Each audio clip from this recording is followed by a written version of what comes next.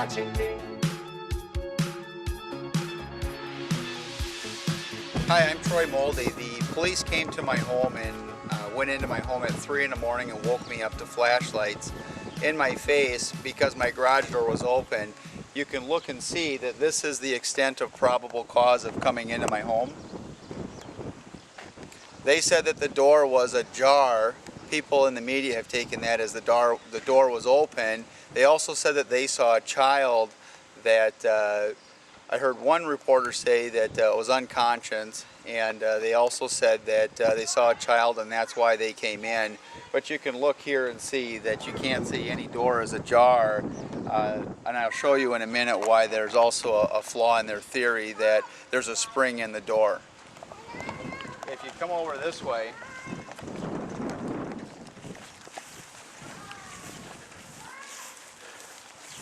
they said that they saw a child sleeping on the floor. The only windows that a person could look in to see kids sleeping on the floor is this window. I don't know if the camera catches this with the glare, but you can see where the child would have to be sleeping in order for them to see a child on the floor.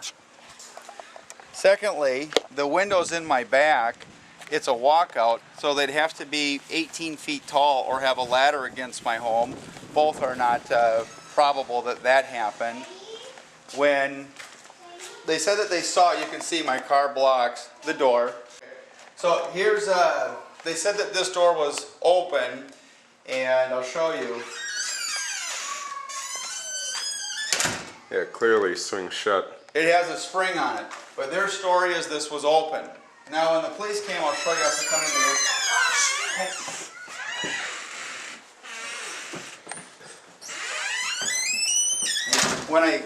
When I came down, they told me that the door was open, and I said, "Show me." And they said like this. So not wide open, not with kids laying in front of an open door. This was the extent of what they showed me. My children were having a sleepover right here. There were sleeping bags and everything, and this is where they were sleeping. So you can see from here, you couldn't see from this angle, it's too high, I don't have a deck.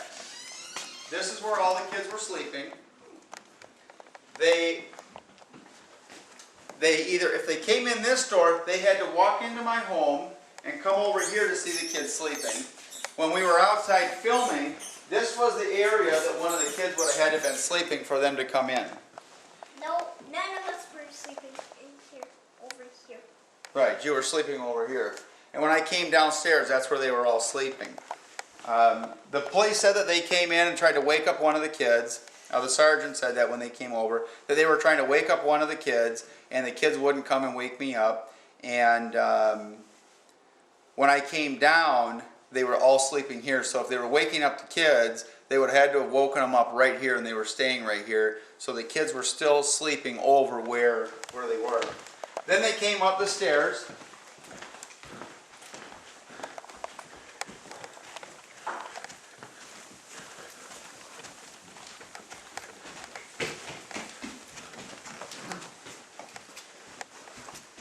And they put flashlights, so they were right here with flashlights in my face. Lakeville police. And I got up out of bed. Now a couple things. One, they said they rang my doorbell. And my doorbell's broken. Two, they said they knocked and I didn't answer the door like I'm the crazy one. It's 3 in the morning, I'm sleeping. I also sleep with a fan on, I always have. It's just something that I do for a sound. And so here's where I was sleeping. I got up and I got out of bed and I was confused and I said, "Well, what's going on?" And they said, "Your garage was open." And I said, "My garage was open?" And they said, "Yeah, your car was unlocked with the keys in the ignition." And I asked, "Well, where's my car?" And they said, "In the garage." And so at this point I'm confused, trying to figure out, we're heading down the stairs. I'm going down to check on the kids, and they're in front of me, but we're all going this direction. And they said that they're on a neighborhood watch. I think they said they're on a neighborhood watch or something. And we came down, and you know, that was about the extent of it. They weren't here very long, maybe 5 minutes, and then they left the store. So. All right. So yeah, you feel pretty violated, don't you? Well, they didn't have a right to come in. You know, they could come here, leave a door, knocker saying, "Hey, could you lock your door? It might benefit you." But if people break into my home or they steal my car, it's my stuff and it's my fault. You can't say, "Hey, I'm going to break in to protect you." Absolutely. It's a double negative, so it doesn't make sense. So they clearly overstepped their boundaries, and why I've made this a big issue or brought it forward is the issue isn't me. The issue is people have rights.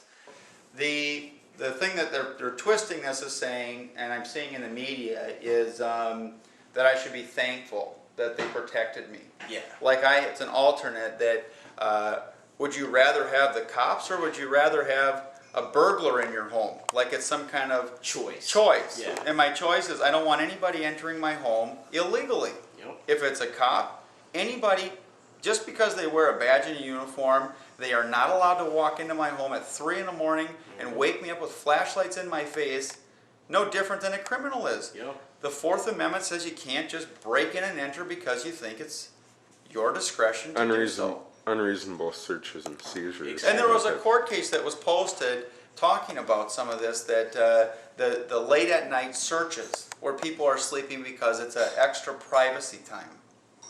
So it's just beyond the call of... It's kind of like sneak and peek, you know, the Patriot Act. Well, here's a good question. What if they would have found stuff? Yeah. Yep. Now what? Now what do we do? Yep. So the whole thing is just abuse of government, and they need to scale back. And the answer I would like to see is for the police to relook at this and say, we can't go in people's homes.